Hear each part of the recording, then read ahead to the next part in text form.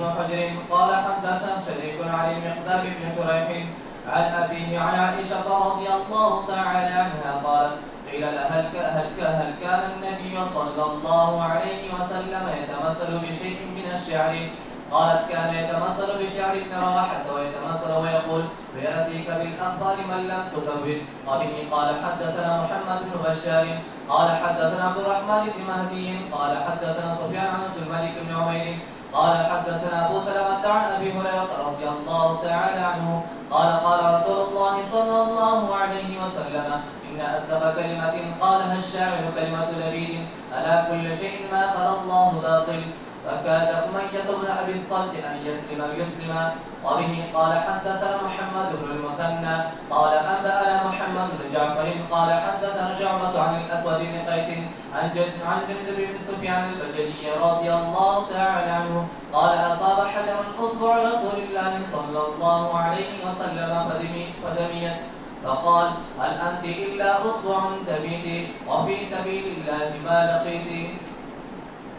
وبه قال حدثنا ابن أبي عمر قال حدثنا سفيان بن عيينة عن الأسود بن قيس عن جندب بن عبد الله البجلي رضي الله تعالى عنه نحوه. وبه قال حدثنا محمد بن بشار قال حدثنا يحيى بن سعيد قال حدثنا سفيان الثوري قال حدثنا أبو إسحاق عن البراء بن عازب رضي الله تعالى عنهما قال قال له رجل أفررتم عن رسول الله صلى الله عليه وسلم يا أبا عمارة؟ فقال لا والله ما ولى رسول الله صلى الله عليه وسلم ولكن سرعان الناس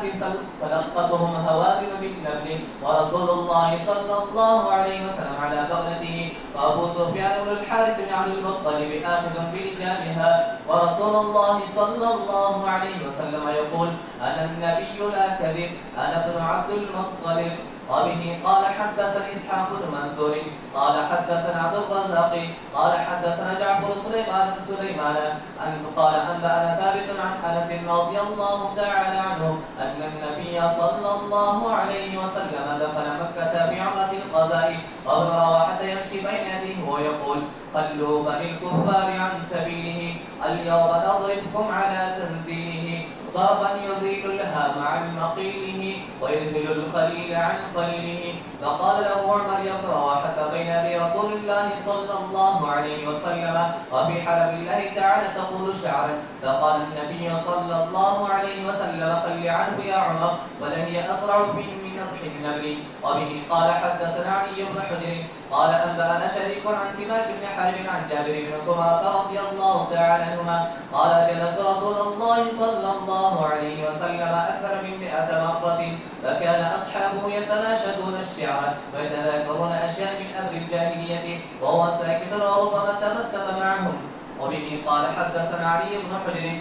قال أنبأنا شريك عن عبد الملك بن عمير عن أبي سلمة عن أبي هريرة رضي الله تعالى عنه عن النبي صلى الله عليه وسلم قال أشعر كلمة تكلمت بها العرب كلمة لبيد ألا كل شيء ما خلا الله باطل. وبه قال حدثنا أحمد بن منيع قال حدثنا موال بن معاوية عن عبد الله بن عبد الرحمن الطائفي عن عمرو بن شديد عن أبيه رضي الله تعالى عنه قال كنت ردف رسول الله صلى الله عليه وسلم فأنشدته 100 قافية من قول أمية بن أبي الصلت كلما أنشدته بيتا قال للنبي صلى الله عليه وسلم هيه حتى أنشدته 100 يعني بيتا فقال النبي صلى الله عليه وسلم إن كاد ليسلم. وبه قال حدثنا إسماعيل بن موسى الفزاري وعلي بن حجر والمعنى واحد قال حدثنا عبد الرحمن بن أبي الزناد عن هشام بن عروة عن أبيه عن عائشة رضي الله تعالى عنها قالت كان رسول الله صلى الله عليه وسلم يضع لحسان بن ثابت منبرا في المسجد يقوم عليه قائما يفاخر عن رسول الله صلى الله عليه وسلم أو قال ينافح عن رسول الله صلى الله عليه وسلم ويقول رسول الله صلى الله عليه وسلم إن الله يؤيد حسان بروح القدس لا ينافح أو يفاخر عن رسول الله صلى الله عليه وسلم. وبه قال حدثنا إسماعيل بن موسى وعلي بن حجر قال حدثنا ابن أبي الزناد عن أبي عن عروة عن عائشة رضي الله تعالى عنها صلى الله عليه وسلم مثله. با په بیان د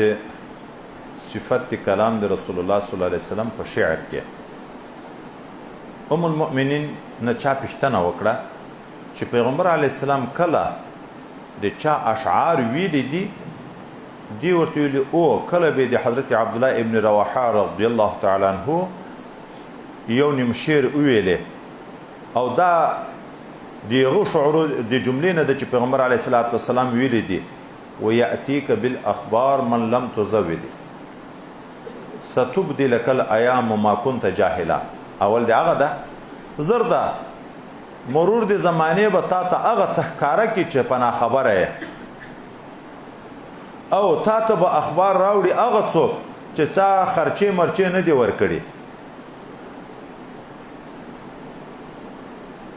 دا خبره خلی وایي سره جی اسې د خبريالانو ته روپۍ ورکړي چې یو سړی ته خبر وکړي بیګا ته کله ټول خبر ده نه خرچشته کې نه روپېشته نه خشته نه بس ته به د دنیا د قصو نه خبره. دا پیغمبر علی السلام ویلی ده. دوم روایت کې حضرت پیغمبر صلی الله علیه وسلم هغه رښتونه کلمات چې شاعر ویلی ده کلمه د لبید رضی الله تعالی عنه ده الا كل شيء ما خلا الله باطل. خبردار هر شی ما سوا د رب کریم نه حالکت ذات باطلۃ الحقیقت دا یو شی نه پاتې کیږي. کل من علیها فان ټول په مخدمزه کې په مخلوقاتو کې چې څومره شیان دي دا به ټول ځي.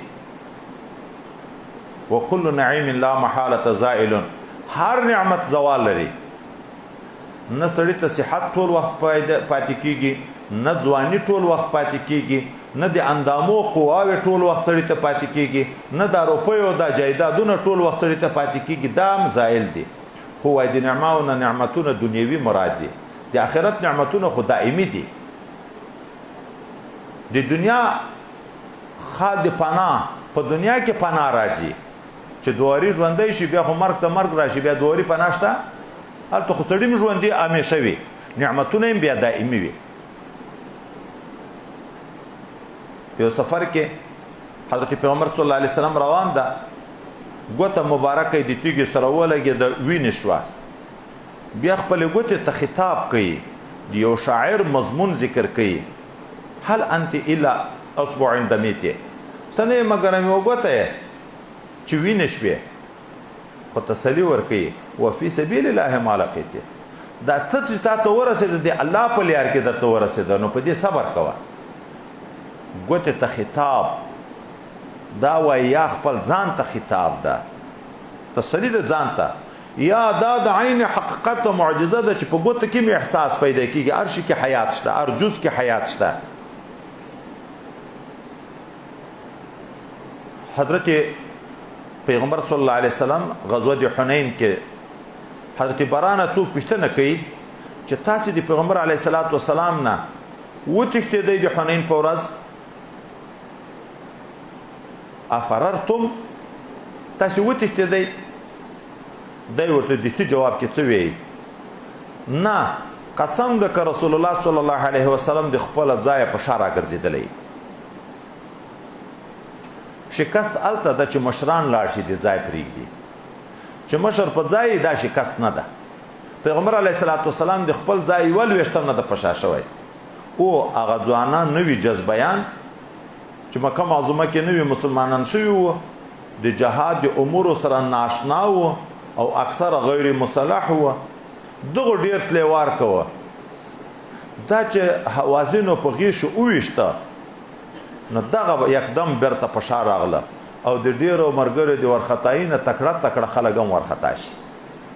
دا کشران جذبیان ډیر وي په دا اوسنیو جهادو کې هم دغه حالات ډیر راځي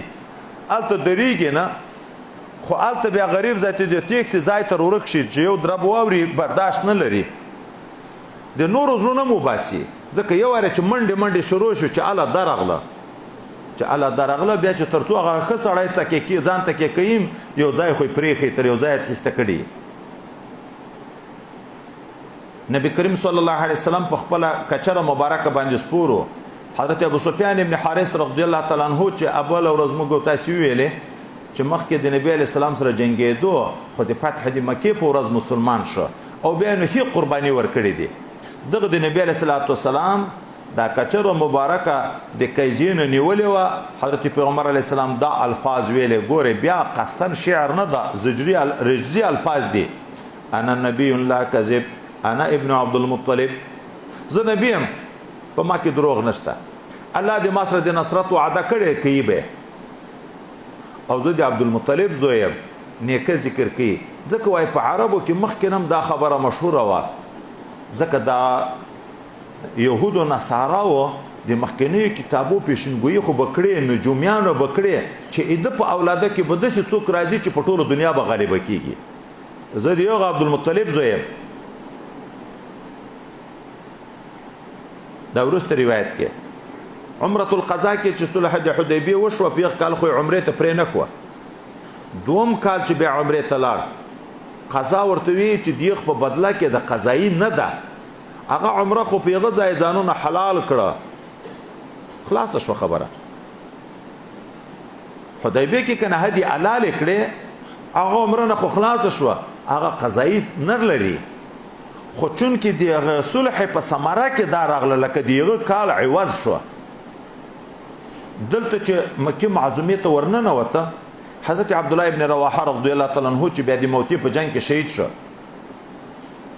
دا د نبی علیه السلام مخ ته روان ده او اشعار ویي خلو بني الكفار عن سبیله لرې شئ د کافرانو زمنو سخت بلیغ الفاظ استعمالوي د نبی علیه السلام د لارې نه اليوم نضربكم على تنزيله نن به موږ تاسې ویو د پروسه کال خیال مه کوئ چې حدیبیه کې موږ بیرته وګرځېدو هلته خو مکې ته را رسېدلي نه وو اليوم نضربكم على تنزيله نن به موږ ویو په سبب د تنزیل د رسول الله چې دا خو نن مکې ته داخل شوی داخلېده نه بعد بیرته وتل متل نشته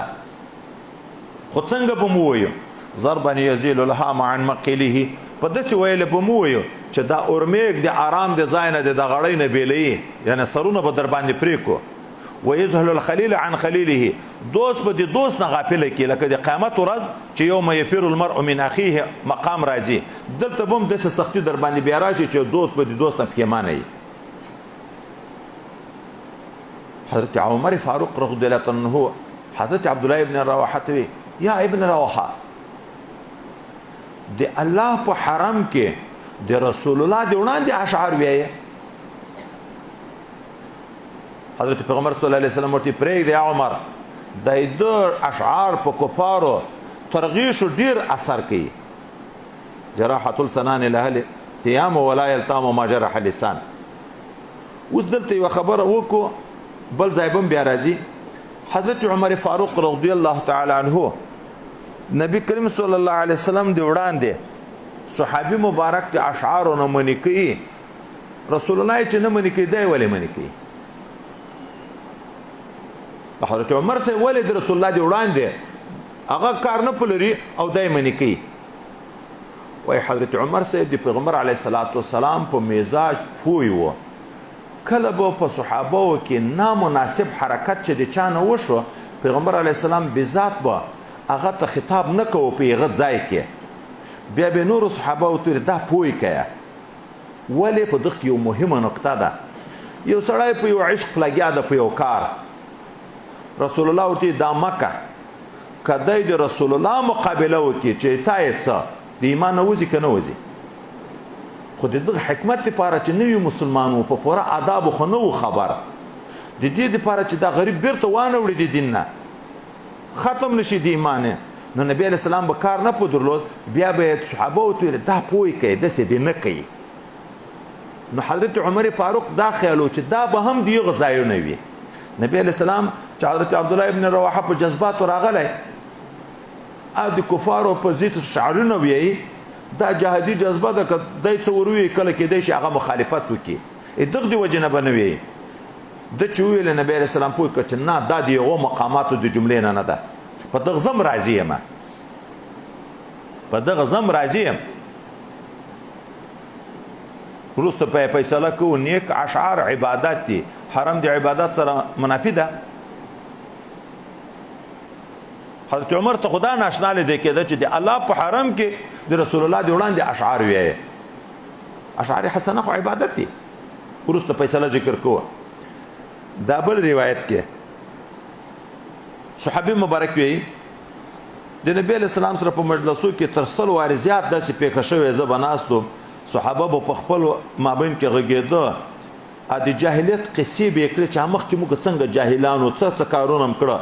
اشعار به دغه وخت ویلې کله کله به داسې تعجبي خبره و نبي کریم صلی الله علیه وسلم به غلی وخندل تبسم به وکړه نور څه به نه ورته ویلې. دا بل روایت کې بیا بهترینه کلمه چې ویلې د لبید ویلې ده. دا لبید بهترین شاعر و خو چې کله په ایمان مشرف شو د ایمان نه بعد بیا شعرونه نه دی ویلې.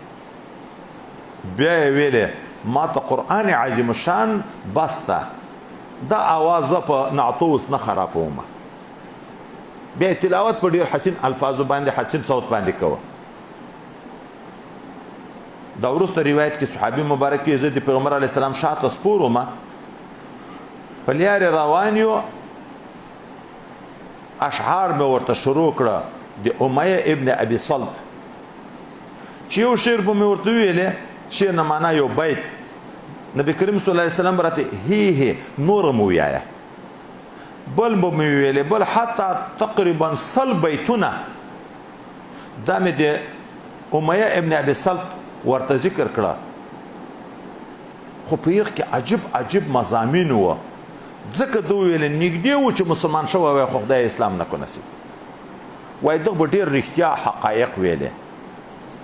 ډېر حقایق به ویلې خو د خدای پاک ازلی فیصلې دي. مخکې د نبی علیه السلام سره جوړم و چې رسول الله صلی الله علیه وسلم د نبوت اظهار نه و کړی وای د رسول الله صلی الله علیه وسلم لکه مرګره جوړم و خو چې رسول الله صلی الله علیه وسلم د اسلام دعوت شروع کړ دایم دښمن شو لکه ډېر نور خلک چې دښمنان شو. د بدر په سردارانو هم لویه مرثیه جوړه وه خو ایمان نصیب نشو بې ایمانه د دنیا نه لاړ. د دغه عجب اشعار دی یو شعر ته وګورئ لك الحمد والنعما والفضل ربنا فلا شيء اعلى منك حمدا وامجدا. ای الله تعالی رحم ده د تا نعمتونه دي تعالی را فضل ده ای رب دې موږ هیڅوک هیڅ شی ترتانه لوی د حمد په لحاظ چې موږ بیان کو نشته د لوی په لحاظ نشته چې موږ دا عقیده د اسلام غو عقیده ده کنه ده د الله په عظمت قائل ده کنه ده خو بس شقاوت ازلی سبقت وکړو کافر ته دنیا تیر شو ایمان نه راوړ. ام المؤمنین نبی علیہ السلام وکړه حضرت حسان رضی الله تعالی عنہ ته په جمعات کې منبر کې او دای بجک شو یفاخر عن رسول الله صلی الله علیه وسلم او قالت ينافح عن رسول الله صلی الله علیه وسلم. یفاخرو ینافحو فرق دادا په یفاخرو کې د رسول الله مناقب بیانول د صفاتونه کړن ینافحو دفاع کړن چې مشرکینو به کوم طعن ویلی و پر رسول الله دبه بیرته په شعر کې دیغه نه دفاع کړه. حضرت پیغمبر علیه السلام به ویلی چې الله د حضرت حسان تایید کوي په روح قدس جبرائیل امین ترڅو چې دای په د خدمت لګیایي چې د رسول الله نه دفاع کوي یا د رسول الله صلی الله علیه وسلم مفاخر بیانوي. اوس په دغه باب کې ټول چې وګورو د حضرت پیغمبر علیه السلام نه خپل هم نقل شو چې بعضی اشعار د ویلې دي او دام نقل شو چې د په حضور کې ویلې شوی د انکار نه ده کړی. الته قرآن عظیم شان وی چې د شاعر نه ده او الته د دنه شعر گویی ثابت شوه نو د دغه ځای جواب دا د یو انشاء الشعر ده جوړول د شعر یو اظهار او شعر د ابداع او شعر د فرق په دغه کې دا موږ تاسو اکثر نعتخوانان چې نعتونه وی خپل جوړي قبل چا جوړي لګیا په کرامت درویش ته په اخر کې د مصری په نوم کې بدرالدین یا بدری تکال یا فلان دا ذکر کې جوړ یو چای ویای بل څوک شاعر اصلي چې اعظم بیان شوی دی جوړون کې په باب د مبالغه په صفاتو په مدح کې څوک کوي خو چې چا جوړ کړی ده په کل واد یهمون چې الله یې بیان کړی د دې قباحت ذکر کړی خو دا د چې مدح او ذم کې دواړو کې مبالغي دروغ ډیر وی افراط او تفریط ډیر وی پکې نبی علیہ السلام شعر جوړون کوي نه و دی بل اشعار ویلي دي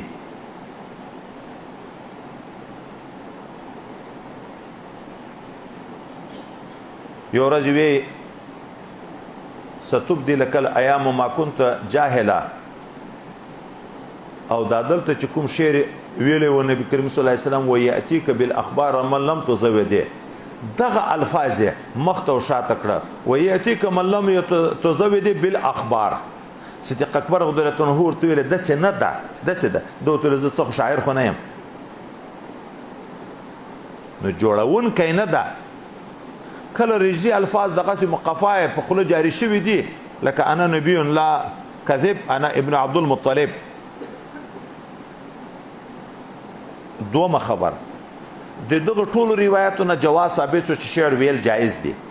ځکه خو د نبی اسلام دی وړاندې ویل شوی د منانه ده کړي التبیا دومه ترمذی کې دا خو شمایل شریف ته چې بیا ترمذی شریف ته بیا لاړ شو التبیا د سی وی چې د چا خېټه د نوونه ډکه شي او مړ شي تر خیر د تر دغه نه چې د شعرونه ډکې چې د نوونه کینسر مرض باندې گرفتار شي سینه ټوله خړی نشي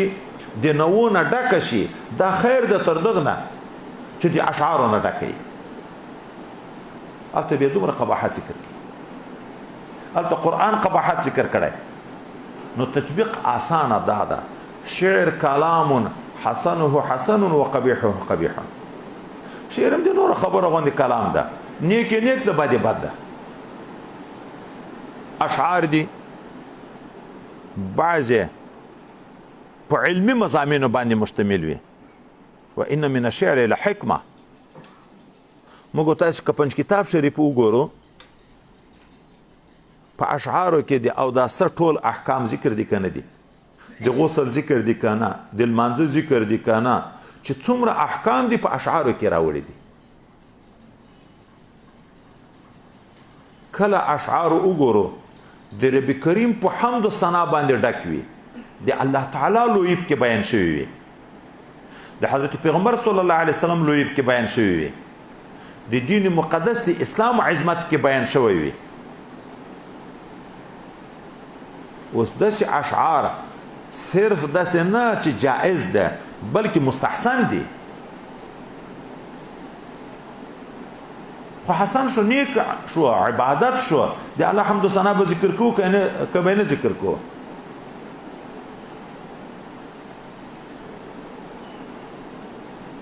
حمد بی حد مر خدای پاک را ان کی ایمان داد و مشت خاک را ان که در آدم دمید روح را داد از طوفان نیجات نوح را چیرې دا په پنځ کتاب کې د کچش کې دی دی الله تعالی عظمت بیانې آئند آدم علیه السلام نے قصه را شروع کړي یو موټی خاورې ته ایمان نصیب کو آدم علیه السلام نوح علیه السلام د طوفان نجات ورکو په دغه باندې ذات لګیا د رب کریم عظمت بیانې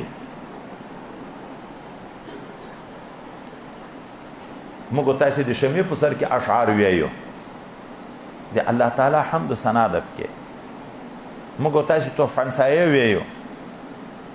موږ تاسو مستوی ویایو د اشعار باندې مشتمل دي چې د ټول قران عظمت مضمون کې پروت ده اخو ناجایز نه دي او د پچایانو صفاتونه د دنیا صفاتونه د شرابو صفاتونه د الکانو صفاتونه د خدو صفاتونه لکه مخکنی د جاهلیت په دور کې به خلکو ته ترغیب د دغه شیان ورکوه دا به ټول ګناه ده ټول ګناه ده قبیح دي دا په صفات کې ډیره مبالغه یا په زم کې ډیره مبالغه دروغ ویل دي دا ګناه ده اصل حقیقت بیانول کلام ده مباح نه ثواب شته پکې نه عقاب شته پکې. او یغه حدیث مبارک کې وایي یو نکتې ته اشاره شوې د چا سینه چې ډکه شي د نوونه خیر د تر دغه چې ډکه شي د شعرونه ډکوالی وایي کنایه ده د دغه نه چې په اشعارو مست شي علم تر پاتې شي ذکر تر پاتې شي د خدای عبادت تر پاتې شي. اصل موږ مقصود د خدای پاک معرفت ده د الله حمد و ثنا دپاره پیدا یو. موږ د موجوده وخت کې د ناتوانان ورونه موږ تاسې چې وینو د موږ د طالبو په لباس کې اکثره د علم نه محروم شوي دي که نه دي محروم شوي چې یو وارې دا سرګرمي شروع کړې ده دا بیا علم پاتې ده. دا ځای تاواني ده. یو ځای کې تللی یم څه ناتخوانان چې موږ هم مخکیني شاګردان تیر شوي